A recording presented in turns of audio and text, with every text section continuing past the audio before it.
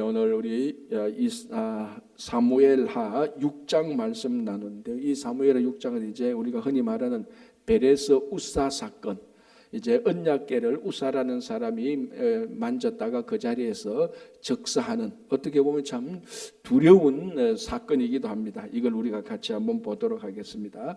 자, 사무엘하 이제 5장에서 제일 중요하게 우리가 살펴봤던 내용이 뭔가 하면은 드디어 다윗이 이스라엘 전체의 왕이 되었습니다. 그죠?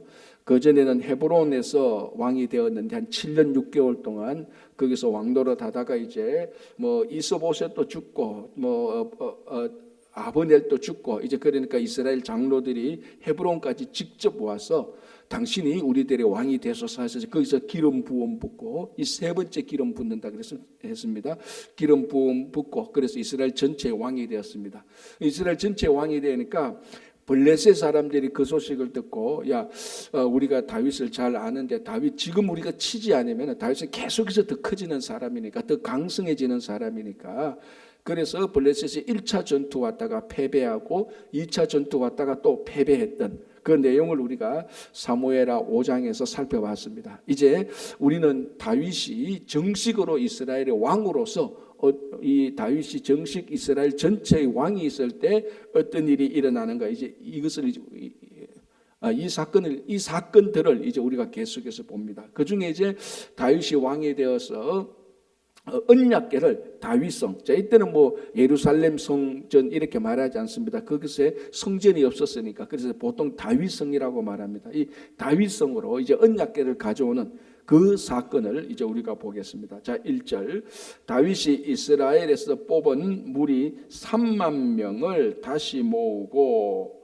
다윗이 일어나 자기와 함께 있는 모든 사람과 더불어 바알레 유다로 가서 거기서 하나님의 궤를 메어 오려 하니, 그 궤는 그룹들 사이에 좌정하신 만군의 여호와의 이름으로 불리는 것이라. 자, 첫 번째, 이제 다윗이 언약궤를 가지러 오기 위해서 3만 명의 정예군을 데리고 갑니다. 왜? 지금 이 언약궤가 어디 있는가 하면은, 자, 우리 지금 사무엘상 7장 1절 2절 보겠습니다. 사무엘상 7장 1절 2절 제가 찾아서 봉독해 드리겠습니다. 사무엘상 7장 1절 2절 기럇 여라림 사람들이 와서 여호와의 궤를 옮겨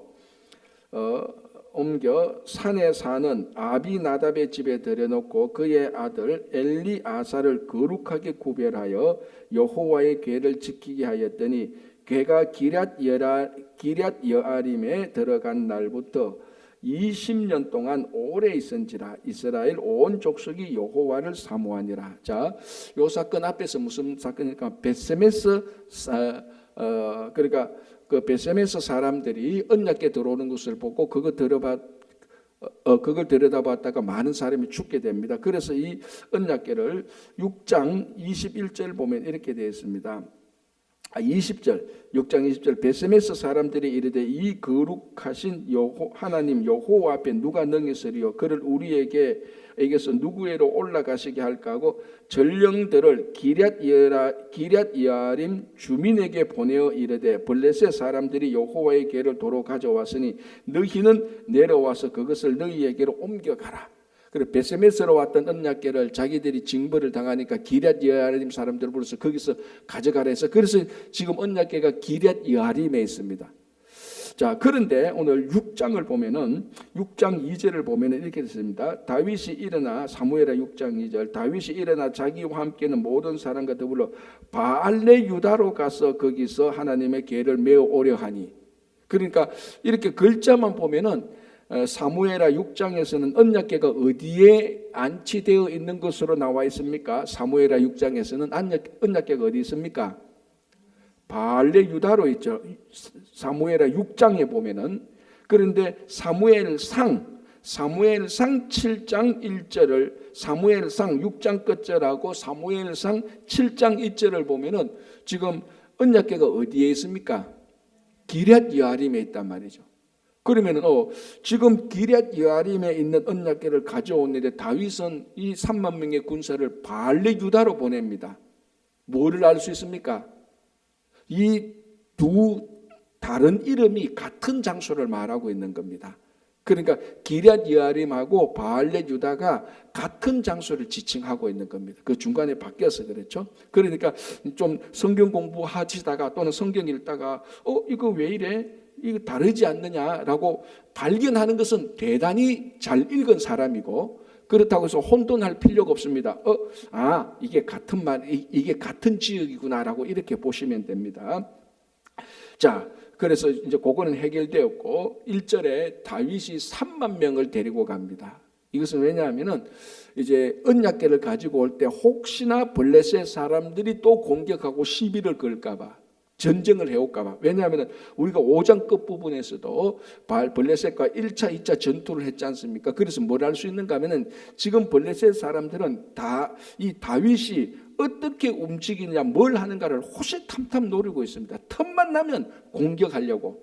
그러니까 다윗이 늘 어떤 군사 행동을 하거나 어떤 정치를 할 때 블레셋을 항상 신경을 씁니다. 그러니까 지금 언약궤를 가지러 가는데 이것도 블레셋 사람들이 그것도 따라가 와서 또 이렇게 공격할 수도 있거든요. 그런데 언약궤는 진짜 공격받으면 안 된다. 이건 진짜 하나님의 거룩한 임재인데, 그렇게 해서 군사 3만 명, 정예군 3만 명을 데리고 가서 그러니까 이 언약궤를 가지고 오기 위해서 다윗이 노력을 하는 겁니다. 그러니까 다윗의 마음을 알겠죠. 이미 여기서부터 다윗이 얼마나 하나님의 궤 언약궤를 얼마나 소중하게 여기는지, 그리고 이것을 다윗성으로 가져오게 하는 것이 얼마나 귀중한 일인지 알 수 있습니다. 정예군 3만 명을 보내가지고 빈틈없이 반드시 가져오라, 이런 명령이죠. 자, 그래서 6장 1절 2절에 이제 3만 명을 뽑아가지고 바알렛 유다 또는 기럇 여아림에 있는 언약궤를 가지고 오도록 하는 것입니다. 자, 3절 6장 다시 본문 6장 사무엘하 6장 3절에 와서 그들이 하나님의 궤를 새 수레에 싣고 산에 있는 아비나답의 집에서 나오는데 아비나답의 아들 우사와 아효가 그 새 수레를 모니라. 자, 이제 언약궤를 가지고 오는데 어떻게 가져옵니까? 새 수레에 싣고 새 수레에 올려서 실어서 가져오는 겁니다. 자, 그리고 누가 끊습니까? 그 집에서 기럇 여아림에 있었던 아비나답의 후손 또는 아들 우사와 아효가 끌고 나오는 겁니다. 자, 그러니까 우리가 이어서 뭘 알 수 있는가 하면 다윗은 정말로 이 언약궤를 가지고 해서 최선을 다합니다. 그죠? 그리고 막 이것을 어떻게 하든지 가져올 수 있도록 중간에 실수 없도록 가져오도록 합니다. 그래서 3만 명을 보내고 새 수레에 싣고 옵니다. 자, 여러분이 사무엘의 6장 말씀 우리가 다 잘 알기 때문에 이미 여기서부터 뭔가 이상하다는 것을 알 수 있죠, 그죠? 자, 이 새 수레에 언약궤를 싣고 왔다. 이거는 무슨 스타일입니까?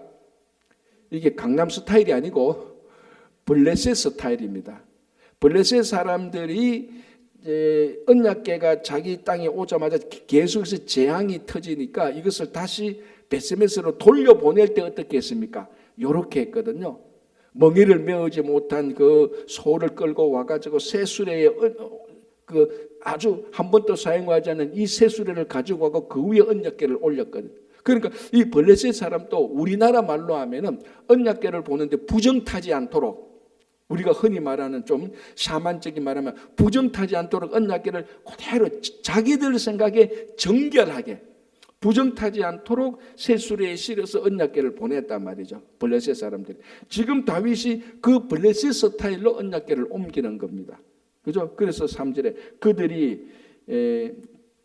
그들이 하나님의 궤를 새 수레에 싣고, 그러니까 이 내용을 모르는 사람들, 그러니까 성경에 우리 앞에서 봤던 이 언약궤에 관련된 율법을 모르는 사람들을 보면은 여기서 다윗이 얼마나 지금 이 언약궤를 가지기 위해서 최선을 다하고 얼마나 잘하고 있는가를 느낄 수 있을 겁니다. 최선을 다했다는 것은 맞는데 이제 방법에 문제가 생기기 시작하는 거죠, 그죠?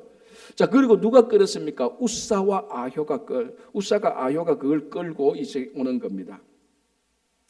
자, 4절 보겠습니다. 그들이 산에 있는 아비나답의 집에서 하나님의 궤를 싣고 나올 때에 아효는 궤 앞에서 가고 다윗과 이스라엘 온 족속은 잣나무로 만든 여러 가지 악기와 수금과 비파와 소고와 앙금, 양금과 제금으로 여호와 앞에서 연주하더라.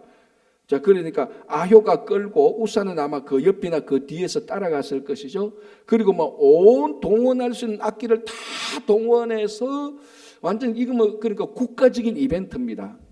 사실 국가적인 이벤트가 맞죠. 다윗이 그만큼 신경을 썼으니까 3만 명의 정예군을 따로 뽑아가지고 그리고 이제 막 우리말로 하면 막 울려라 풍악 막 이렇게 해서 가져오는 거예요. 그러니까 이거를 다윗이 있는 그 이스라엘 백성들이 이것을 모를 수가 없을 정도로 국가적인 행사를 이벤트를 하는 겁니다. 그러니까 다윗은 최선을 다하고 이 또 언약궤가 자기 성에 들어오는 것을 이걸 너무 기뻐하고 막 국가적인 행사로 만들어 가는 겁니다.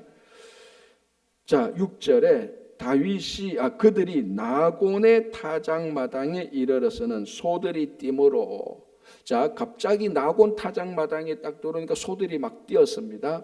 왜 소들이 뛴지는 아무도 모릅니다. 이건 나중에 소한테 물어봐야만 알 수 있는 건데 소들이 뛰니까 우사가 그 옆에서 가던 우사가 손을 뻗쳐서 언약궤가 흔들리거나 땅에 떨어질 위험성을 느꼈을 겁니다. 불안을 느꼈습니다. 그래서 이거 떨어지거나 흔들리면 안 되라고 탁 잡았단 말이죠. 그죠?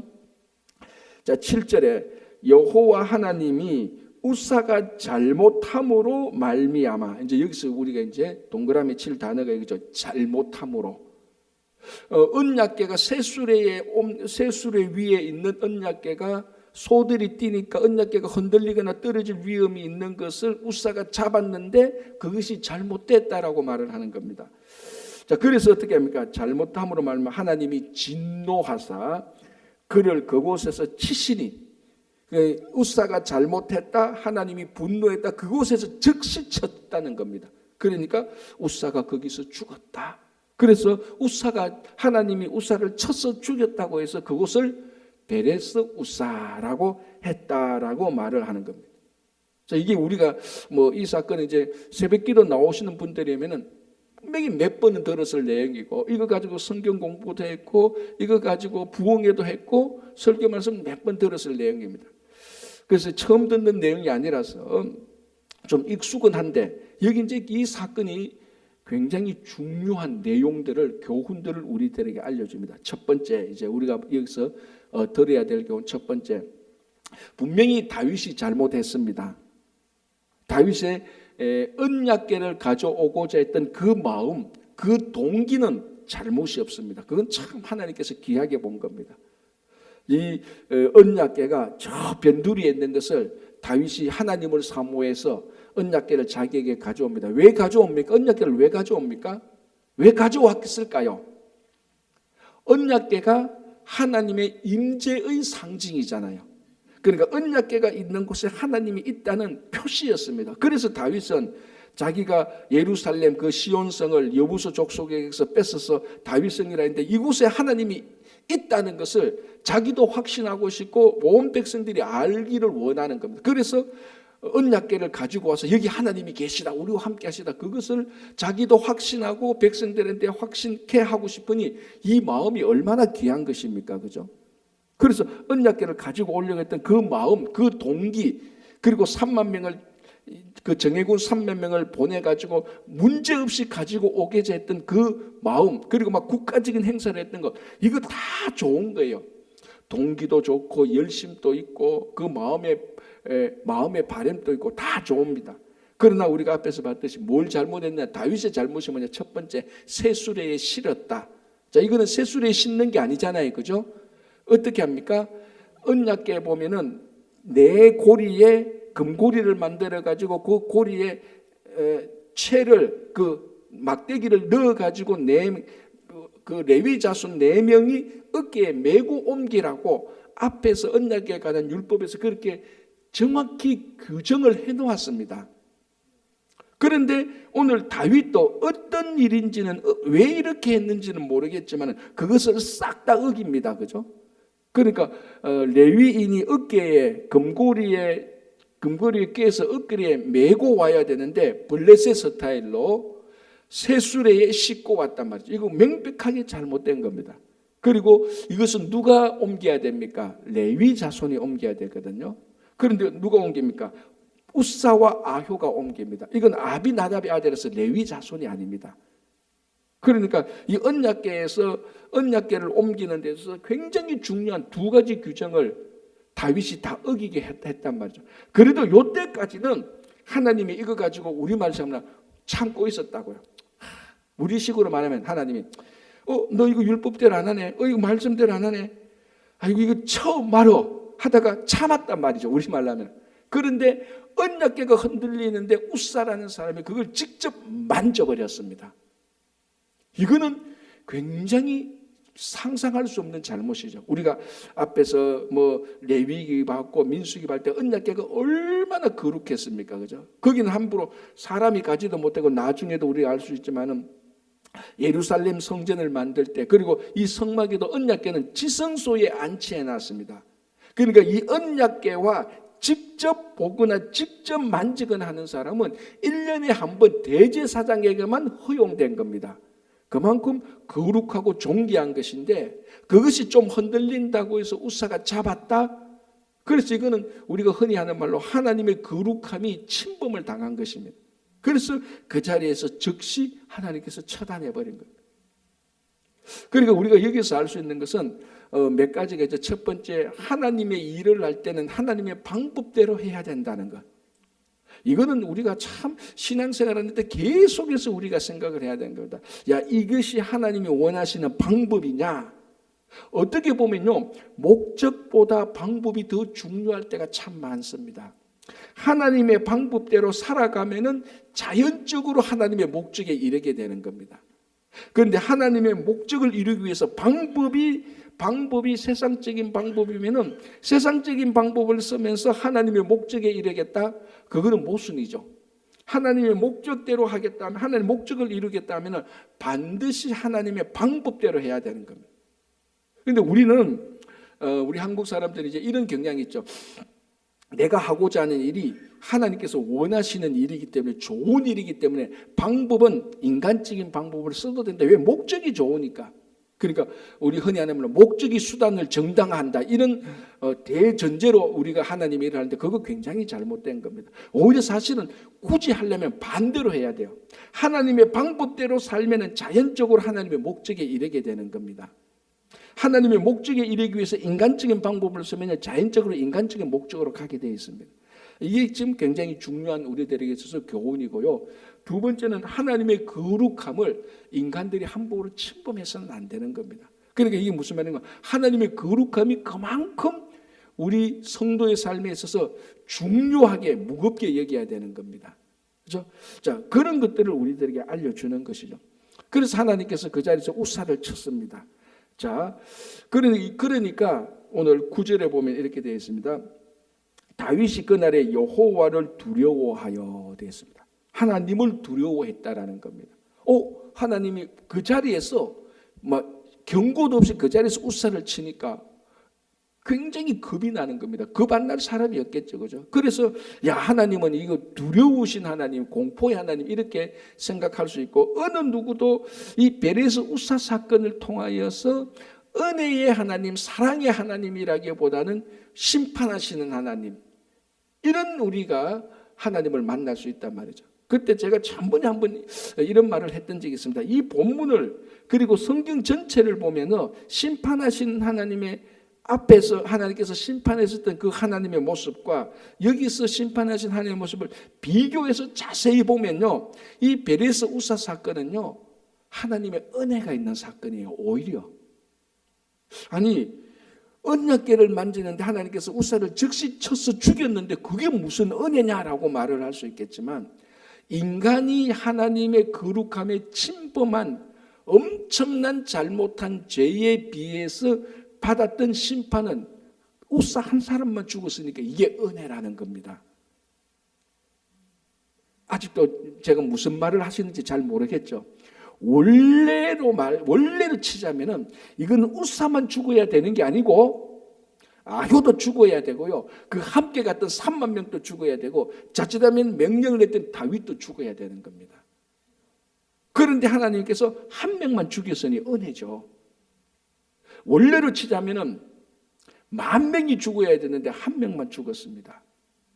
그럼 1명 죽은 거 요것만 보고 와 겁난다 무섭다 이렇게 생각하면 안 되잖아요. 원래는 9,999명도 죽어야 했는데 이 사람은 다 살았단 말이죠. 그럼 이건 얼마나 큰 은혜입니까? 자 볼까요? 우리 성경에서 사람이 공동체에서 한 사람이 죄를 지을 때는 그건 한 사람의 죄로 안 봅니다. 공동체 전체를 보죠. 이걸 우리가 대표성의 원리라고 말하지 않습니까? 가장 대표적인 게 뭡니까? 대표성의 원리를 가장 잘 보여주는 대표적인 케이스가 뭡니까? 아담 하와 한 사람이 죄를 지었는데 온 인류가 죄를 지은 걸로 만듭니다. 대표성의 원리죠. 인간의 대표인 아담이 죄를 지음으로 모든 사람이 다 죄를 지었습니다. 아담 한 사람의 대표성. 그리고 아간의 죄. 우리가 앞에서 너무나 많이 언급했던 아간 한 사람이 죄를 지었는데 하나님께서는 그 아간 한 사람의 죄를 이스라엘 백성 전체의 죄로 물었단 말이죠. 그래서 아이성 전투할 때는 그 전체의 죄를 물어가지고 전투에서 패배하게 하고 36명이 그 자리에서 죽게 되는 것이 있어요. 그리고 우리가 나답과 아비후 심판 보십시오. 나답과 아비후가 명하지 않는 다른 불로 제사 드릴 때 하늘에서 즉시 불이 내려와서 이 사람을 죽여버렸습니다. 불이 내려와서. 그리고 이 불은 명백한 가시적인 하나님의 징계잖아요. 여러분 그냥 쳐서 죽는 거하고 불이 내려와서 쳐서 죽는 거하고는 사람들이 느끼는 게 다릅니다. 그런데 우사는 불이 내려와서 쳐서 죽인 게 아니고 그냥 죽은 겁니다. 불일이 없어 죽은 것하고 또 다르지 않습니까? 그죠? 그리고 우리가 또 앞에서 봤던 베세메스 사건 보십시오. 언약궤를 들여다봤습니다. 갈로하고 5만, 갈로 닫고 70명. 왜 이런 게 나한테 가면 어떤 사본에는 5만 70명이 돼 있고 어떤 사본에는 70명이 돼 있어요. 이게 만약에 진짜로 5만 70명이면 어마어마하게 죽은 거죠. 그런데 5만을 뺀다 할지라도 70명이 죽었습니다. 그러니까 이 베레스 우사 사건을 보면은 앞에서 일어났던 하나님의 거룩함이 침범당하는 사건의 예를 보고 베레스 우사 사건을 볼 때는 이 우사 사건 직접 한 사람만 죽었던 것은 실제로는 더 많은 징계를 받아야 되는데 이거 징계 안 받은 겁니다. 그러니까 우리가 이 사건에서 정확히 봐야 될 게 뭐냐면 우리에게 일어나지 않았던 하나님의 은혜가 있는 거예요. 여기에는. 실제로 뭐가 일어나야 됩니까? 더 많은 사람이 죽을 일이, 더 많은 사람에게 불행을 당한 일이 일어나야 되는 겁니다. 그래서 하나님께서 더 많이 일어날 수 있는 불행은 안 당하게 한 겁니다. 그래서 사람들이 보이는 것만 보니까, 눈에 드러난 사건만 보니까 우사가 죽었단 말이죠. 와, 하나님이 무섭다 이렇게 됩니다. 그러니까 안 보인 영역에서 일어난 사건을 보면은 야 이건 하나님이 두렵다 아니고 이 사건을 통해서 한 명만 쳤구나.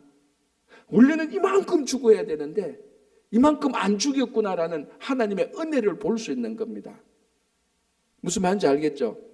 그러니까 지금 우리 현재 이 삶 속에서 내게 나는 이런 것도 없고 나는 그 가진 게 또 별로 없고 잘된 것도 없고 자꾸 지금 내 눈에 보이는 것만 가지고 하나님의 은혜를 받았다 안 받았다 이렇게 판단하면 안 된다는 겁니다. 오늘 또 제가 늘 말씀 새벽 기도에 오게 된 것은 여러 가지 사건이나 다른 사건이나 어제 무슨 아주 큰일이 생겼더라면 오늘 새벽 기도 못 올 사람도 있었단 말이죠. 그런데 어제 큰일이 안 생겼으니까 오늘 새벽 기도 온 겁니다. 그 큰일이 안 일어났으니까 이거 눈이 안 보이지 않습니까? 그런데 여기 얼마나 하나님의 큰 은혜가 있습니까? 얼마나 큰 은. 그러니까 우리 성도들이 하나님의 은혜를 카운트하는데요, 결정적인 잘못이 뭔가 하면 우리 모든 성도들은 내가 지금 가지고 있는 것, 내가 누리는 것, 내 눈에 보이는 것, 사람이 나를 보는 것, 그것만 은혜의 리스트로 쭉 적고 있습니다. 그런데 사실은 이것만 적어야 되는 게 아니고 내가 진짜 불행을 당했고 넘어지고 깨지고 실컷 어려움을 겪어야 되는데 그거 안 일어난 겁니다. 그걸 리스트로 적으면요 눈에 일어난 은혜보다 훨씬 더 많습니다. 수백 배는 더 많을 거예요. 사실 보십시오. 매일매일 우리가 나쁜 사건 안 일어나잖아. 그거 하나님께서 다 보호해 주신 거잖아요. 어제 하루만 살아도 죽을 일이 겹게 쌓여 있었는데 하나님께서 그거 다 안 일어나게 해주셨단 말이죠. 어제 우리가 받은, 예를 들어서 어제 우리가 받은 은혜가 한 몇 개 있었다. 갑자기 막 비즈니스 하는데 이거 어제는 지금까지 했던 비즈니스보다 최상의 수익을 얻었다. 와, 이거 은혜다. 뭐 은혜일 수 있죠. 그것만 은혜입니까? 어제 하루 살아가면서 우리 가족들이 아무 불행을 타지 않았고, 내가 건강에 더 나빠지지 않았고, 운전했는데 사고 나지 않았는 거, 일어나지 않았던 우리 눈에 안 보이는 이 은혜가 더 크지 않습니까? 훨씬 더 크단 말이죠. 그래서 우리가 베레스 우사 이 사건을 보면서 우사가 죽은 걸 보는 게 아니고, 실제로는 이 우사 사건을 해서 다 죽어야 되는데 다 살았단 말이에요. 얼마나 큰 은혜입니까? 원래 우리 신앙이라는 게 뭡니까? 안 보이는 것을 보는 거 아닙니까? 그러니까 진짜는 이 우사 사건, 사실은 이 우사 사건은요, 어마어마한 하나님의 거룩함이 침범당한 건데, 이 어마어마하게 거룩하게 침범당한 이 원래대로 율법대로 하면은 다윗도 죽어야 되는 거예요. 근데 다윗 안 죽었잖아. 아유는 안 죽었어요. 함께 갔던 군사 안 죽었대. 한 명만 죽었어요. 그 한 명 죽은 거 가지고 하나님은 심판하시는 하나님이다, 공포의 하나님이다 이럴 수 있습니까? 29,990명이 살았는데, 다윗도 살았는데, 그거에 대한 은혜는 안 보고 한 명 죽은 것만 가지고 막 하나님은 이런 하나님이다 불평불만하는 것, 이게 얼마나 어리석은 겁니다. 그래서 베레스 우사 사건은요, 어떻게 보면은 안 보이는 은혜가 얼마나 크나라는 것을 우리들에게 보여주는 겁니다. 한 사람만 죽은 것만 보는 거예요. 그래서 지금 우리가 삶에 있어서 나는 누가 비교해서 난 이것도 부족하고 저것도 부족하고, 그 보이는 것만 보면요, 안 좋은 것만 보면요, 늘 하나님의 은혜를 못 느낍니다. 근데 지금까지 살아보니 그때 우리 가족이 참 불행 당할 뻔했는데 그거 안 당했구나. 하나님께서 막아주셨구나. 내가 그때 엇길로 갈 수 있었는데 엇길로 안 가서 지금 이렇게 온 것도 그 엇길로 가는 거 하나님께서 막아주셨구나. 그거를 헤아리기 시작하면요, 지금부터 죽을 때까지 다 헤아려도 못 헤아립니다. 더 큰 은혜가 있는 것이죠. 그래서 우리가 이 베레스 우사 사건을 보면서 안 보이는 은혜가, 우리 눈에 안 보이는 은혜가 더 크다, 불행이 일어나지 않았던 은혜가 더 크다라는 것을 우리는 느낄 수 있습니다. 알 수 있습니다. 확실하니까요. 자, 그러니까 9절에 다윗도 이 우사가 죽은 걸 보고 하나님을 두려워해 버렸습니다. 자, 이것도 사실은 가만히 생각하면 하나님을 두려워했다. 왜 하나님을 두려워합니까? 하나님을 두려워할 게 아니죠. 자기가 잘못한 걸 알아는 거죠. 자, 여기서 우사가 죽었다. 우사가 죽은 건 누가 잘못해서 죽은 겁니까? 하나님이 잘못해서 우사가 죽은 겁니까? 아니잖아요. 우사가 잘못했고 그렇게 명령한 다윗도 사실은 간접적인 책임이 있는 거죠. 그러니까 사실은 하나님을 두려워할 게 아니고 우리들이 무엇을 잘못했는가, 이걸 되돌아보는 겁니다. 자기들이 잘못했는데 하나님이 막 치고 공격하면 진짜 그건 하나님이 겁나죠. 두려운 것이죠. 예를 들어서 우리가 뭐 이런 건 두려운 것입니다. 막 갑자기 이제 우리가 예배 마치고 나가는데 천둥이 치고 막 자연재해가 일어나고 막 집이 무너지면 그건 두려운 거죠. 그러나 이 사건은 하나님의 어떤 잘못이 아니고 사람이 잘못해서 일어났던 징계이기 때문에 이거는 정확히 말하면 하나님을 두려워할 이유가 하나도 없습니다. 자기들이 잘못한 것을 봐야 되죠. 자, 여러분, 법이 무섭습니까? 안 무섭습니까? 법이. 무서운 사람은 왜 무섭죠? 법을 안 지키니까 무서운 거예요. 근데 법을 지키는 사람은 법이 하나도 안 무서워요. 법을 지키는 사람은 법이 무서운 게 아니고 법이 자기를 보호해 주는 거예요. 근데 법을 안 지키는 사람은 법이 자기를 감옥에 넣는다고 생각하는 거예요. 법이 자기를 감옥에 넣는 게 아니고 자기가 법을 안 지킨 게 잘못이에요. 법을 지키면 법은 자기를 완전히 보호하는 겁니다. 똑같은 거 아닙니까? 왜 다윗이 하나님을 두려워합니까? 자기들이 잘못했으니까 두려워하는 것이. 잘못했으니까 법이 무서운 것처럼. 그래서 우리는 심판의 하나님을 두려워할 이유가 없습니다. 우리가 하나님 말씀대로 따라가면 되는 거예요.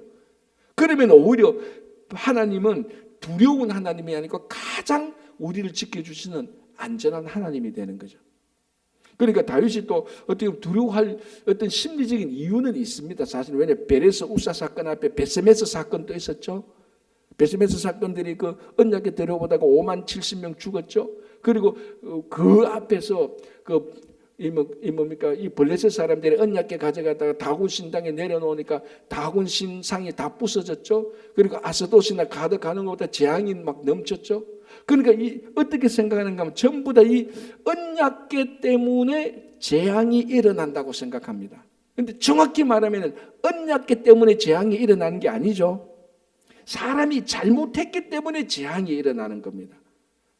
그러면 언약궤를 두려워할 것도 아니고 하나님도 두려워할 것도 아니고 자기들이 잘못한 것을 회개하면 되는 거예요. 자, 여기에 대한 명백한 증거가 이제 그 다음에 나옵니다. 그게 뭐냐면요, 보십시오. 10절 보시기 바랍니다. 다윗이 여호와의 궤를 옮겨 다윗 성 자기에게로 메어가기를 절기하지 아니하고 가드 사람 오벳 에돔의 집으로 메어간 자. 겁나니까, 하나님이 겁나고 언약궤가 무서운 거예요. 그래서 가드 사람 오벳 에돔의 집에 놓았습니다. 오벳 에돔의 뜻이 뭔가 하면 에돔의 종입니다. 그 가드 사람, 가드가 뭐죠? 블레셋 사람 아닙니까? 그러니까 이방인이란 말이죠. 아마 오벳 에돔은 에돔의 후손일 겁니다. 이름이 오벳 에돔, 에돔의 종이니까. 그 에돔 사람이 가드에 가서 아마 블레셋 사람으로 귀화했을 겁니다. 어쨌거나 이 사람은 이방인이에요. 그래서 이 언약궤가 겁이 나니까 무서우니까 이방인의 집에 쿡 갖다 놓은 겁니다. 자, 그런데 무슨 일이 생깁니까? 11절에 여호와의 궤가 가드 사람 오벳 에돔의 집에 석 달을 있었는데 여호와께서 오벳 에돔과 그의 온 집에 복을 주셨다는 거예요. 진짜 언약궤가 두려운 물건이라면, 하나님께서 두려운 사람이, 하나님께서 두려운 존재라면 이 언약궤가 가는 곳마다 재앙이 일어나야 되는데 오벳 에돔의 집에 가니까, 이방인의 집에 가니까 오히려 큰 복이 일어나는 거예요. 뭘 할 수 있습니까? 언약궤가 저주의 물건입니까? 축복의 물건입니까? 우리가 어떻게 하느냐에 따라서 재앙을 받을 수도 있고 복을 받을 수도 있는 겁니다. 그리고 언약궤 자체가 두려워할 게 하나도 없죠. 언약궤를 하나님의 말씀대로 사용하면 거기는 엄청난 복이 있는 겁니다. 그러니까 사람이 잘못해서 그렇지, 아까 말씀드린 법을 잘 지키면요 엄청난 보호가 되는 겁니다. 법을 지키면은 그 공동체, 이 국가가 법을 지키는 사람은 보호해 주잖아요. 그런데 법을 안 지키니까 벌금도 내야 되고, 법을 안 지키니까 뭐 감옥도 가고 그런 거예요. 그러니까 법이 무섭냐? 법이 무서운 거 아니죠. 자기가 잘못한 게 잘못된 거죠. 그러니까 언약궤를 보십시오. 오벳 에돔이, 이방 사람 오벳 에돔이 지으니까 오히려 그 집에 큰 복을 받게 되는 거예요. 그래서 오늘 우리가 여기까지 좀 볼 건데요. 이 언약궤를 옮기는 사건. 그래서 이 언약궤를 통하여서 우리는 뭘 할 수 있는가 하면, 우리가 잘못해놓고 그것을 그리고 우리가 잘못해놓고 하나님을 두려워한다. 하나님을 두려워하는 하나님은 늘 우리 자녀들에게 복을 주시기를 원하는 거죠. 두려워할 하나님이 아닙니다. 늘 하나님께서 우리가 말씀대로 살아가면 늘 복을 주시는 하나님. 그래서 우리가 잘못했을 때는 하나님을 두려워할 게 아니고 잘못한 것을 회개하면 되는 겁니다. 그리고 하나 더 정리하면, 다시 말씀드리자면, 우리가 오늘 이 베레스 우사 사건을 보면서 지금까지 생각해왔던 하나님의 은혜의 생각을 바꿔야 됩니다. 나는 지금까지 받았던 것만 은혜라고 생각하고, 나는 적게 받아서 왜 적게 은혜를 주십니까? 그것만 생각할 게 아니고, 내게 엄청나게 나쁜 일이 일어났었어야 되는데 하나님께서 그거 다 막아주셨다. 일어나지 아니했던 일, 눈에 안 보이는 그 은혜를 우리는 느낄 수 있어야 되는 겁니다. 그런 일들이 안 일어났기 때문에 오늘 이 자리에 있는 거예요, 사실은. 그런 일들이 일어났으면 우리는 이 자리에 없는 겁니다. 그래서 하나님께서, 그래, 믿음은 안 보이는 것을 보는 눈 아닙니까? 마음 아닙니까? 그래서 일어나지 않았던 놀라운 하나님의 은혜를 보고 감사하면서 살아가시는 여러분 되시기 바랍니다. 기도하겠습니다. 하나님 아버지, 감사합니다. 우리가 늘 믿음으로 산다고 하면서 늘 눈에 보이는 것만 가지고 판단하고 그거 가지고 은혜를 받았니 못 받았니 하는 우리들의 옹졸한 믿음을 아버지 되돌아보면서 우리에게 일어나지 않았던 더 큰 은혜를 우리가 믿음으로 받아들이고 늘 은혜의 하나님을 우리가 사랑하고 믿고 나아갈 수 있도록 도와주시옵소서. 주님, 이 하나님의 말씀이 두려운 것이 아니고 하나님이 두려운 것이 아니고 우리가 잘못해서 두려우니 우리의 잘못을 회개하고 복 주시는 하나님의 은혜의 자리에 담대하게 나가게 하여 주시옵소서. 주님, 또 지난번에 있었던 부흥회를 통해서 받은 은혜를 잘 간직하고 살아갈 수 있도록 도와주시고, 우리 교회 몸이 연약하신 분들 한 분 한 분 살펴주시고, 아버지 그들에게 은혜를 주시사 속히 회복시켜 주시옵소서. 가정마다 복되게 하시고 자녀들의 풍성한 은혜를 더하여 주시고, 아버지 하나님, 이제 6월 1일부터 8일까지 있을 아마존 선교회에도 은혜를 주시고, 8월 25일부터 31일까지 있을 인디언 선교회에도 다시 재개하는 인디언 선교회도 풍성한 은혜를 더하여 주시고, 말씀 나눔반 1기가 잘 진행될 수 있도록 역사해 주시옵소서. 오늘도 이곳에서 올려드리는 모든 기도에 주님께서 응답해 주실 것을 믿으며 예수님 이름으로 기도합니다. 아멘.